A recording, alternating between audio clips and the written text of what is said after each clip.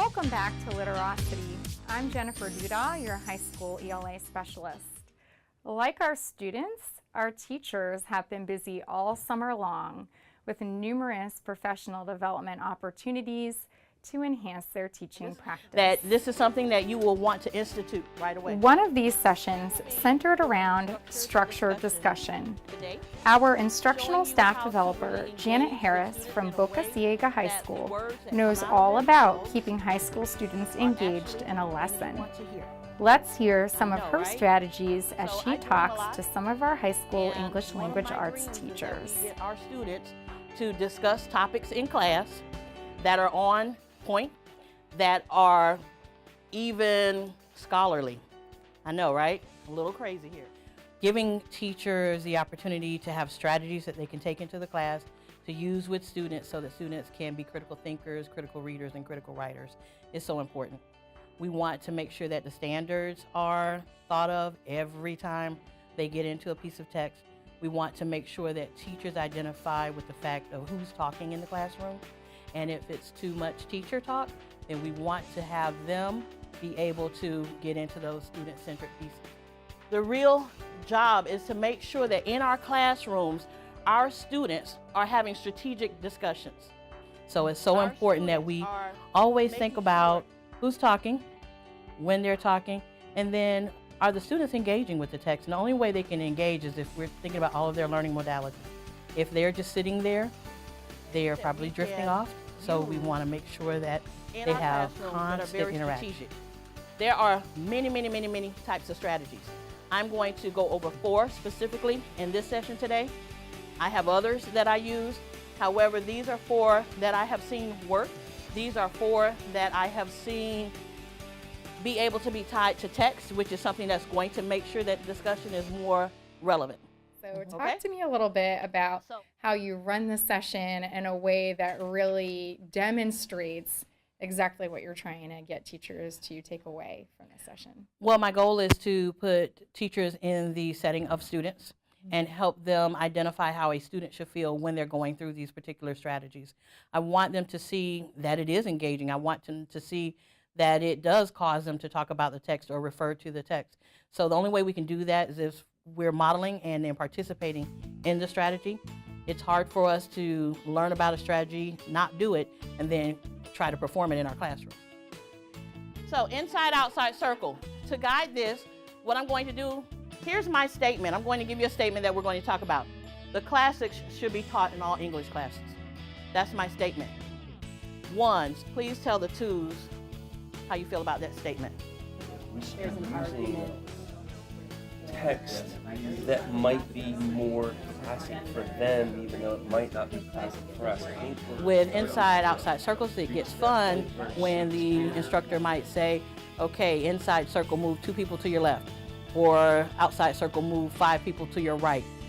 It's an opportunity for them to discuss with more people and make sure they're listening to other ideas or views before they actually give them the text. I think we're starting to What kind of was the catalyst for your getting involved with this kind of learning?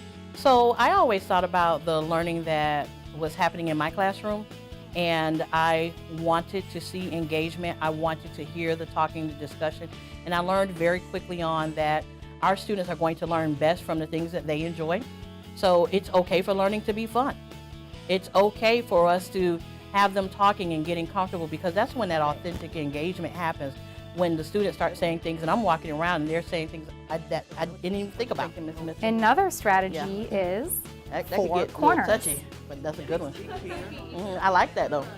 4 corners, not that childhood game that you thought it might be. 4 corners is using opinion versus fact. So the way I have done 4 corners is I set up the room with various corners: agree, disagree, strongly disagree. And then the facilitator would state various statements, and participants would go where they most closely feel they should be. In a group, I'd have them discuss, why are all of you here? Then go ahead and choose a spokesperson so that you could share out with the group. There's no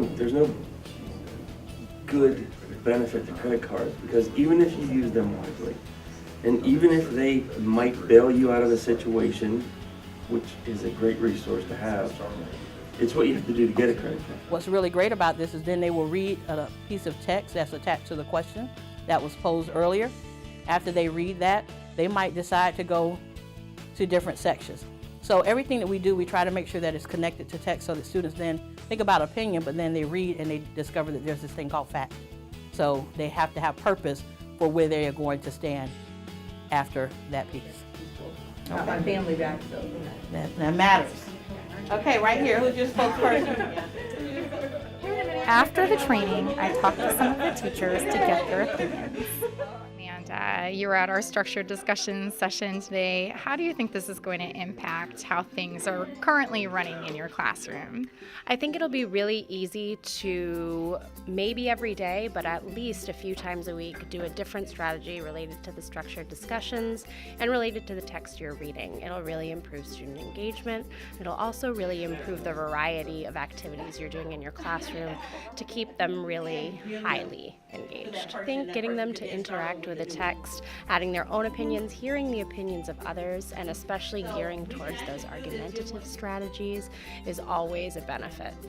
Okay, so Chad, talk to me a little bit about your experience here in the training today. How do you think you're going to take things directly back to your classroom? I think a lot of the strategies that we were taught in this classroom will lend itself nicely to my students as well, to get them to move, get them to own the ownership of the piece. I like all these interactive structured discussion ideas, and being that I teach both reading and English, I can use all of these in both of my small group setups and whole class setups. So I kind of like that they have the accountability and they know that they can do these in an informal setup. And I learned very quickly on that our students are going to learn best from the things that they enjoy. So it's okay for learning to be fun.